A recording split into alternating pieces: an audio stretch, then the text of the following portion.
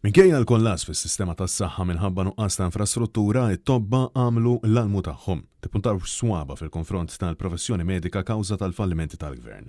Nasaħqitu l-Assoċjazzjoni Medika Maltija l-erba' filgħodu kif fil-waqt li esprimiet is-sodisfazzjon tagħha li l-maġistrat inkwirenti ma sab l-ebda ħaddiem mediku ħati ta' negliġenza brabta mal-mewt ta' Stephen Mangione, intqal li l-aħħar ħaġa li stennew kienet li l-professjoni medika tkun trattata inġustament mill-Ministru permezz ta' dik li sejħet bħala cover-up għan nuqqasijiet maġġuri li wettaq il-predeċessur tiegħu permezz ta' fondi pubbliċi. Il-mam insistiet li huwa veru illi l-pazjenti jridu jistennew għal ħinijiet twal u inaċċettabbli għal kull servizz li jingħata mill-gvern.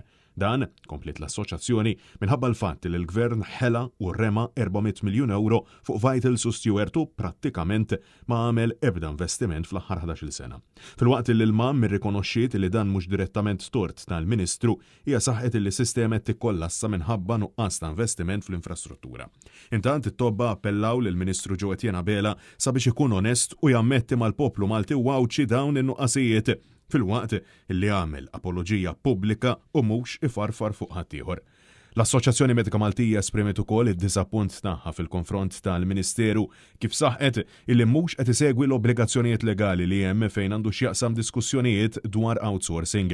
Dan fil-waqt li insistiet li huwa inġust illi ċ-ċittadin ħallas 10,000 euro mit-taxxi għal proċedura tal-IVF meta numru kbir ta' ċentri mediċi fl-Unjoni Ewropea jitolbu inqas minn 2,000 euro illi jfisser inqas minn 400%. Għalaqstant, it-tobba appellaw biex il-gvern ikun onest u jkellem lill-Awditur Ġenerali biex jinvestiga minflok jispiċċa jattakka lill-assoċjazzjoni għaliex qed titlob l-integrità tiġi mħarsa. Finalment il-mam ħabret ukoll li l-Ministeru tas-Saħħa ddeċida li jalaq sala speċifikament immirata għal pazjenti li għandhom bżonn kura kritika, bil-konsegwenza li spiċċaw imqiegħda fi swali oħrajn illi mhumiex immirati għalihom fejn lanqas tagħmir speċifikata għal kura tagħhom ma hemm. Dan kollu kontra kull parir u opinjoni mill-konsulenti mediċi. Il-mam saħqet illi it-tobba li jispeċjalizzaw fil-mart respiratorju ħassow il-ħtieġa illi jikdbu formalment lill-avukat tal-istat illi huma kontra tali deċiżjoni la darba din tista' twassal għal mewt. Għal darb'oħra, il-mam saħqet illi l-professjonisti mediċi mhux se jittolleraw illi jerfgħu xi ħtija tort tal-falliment tal-gvern illi naqas illi investi b'mod suffiċenti fl-infrastruttura tas-saħħa pubblika.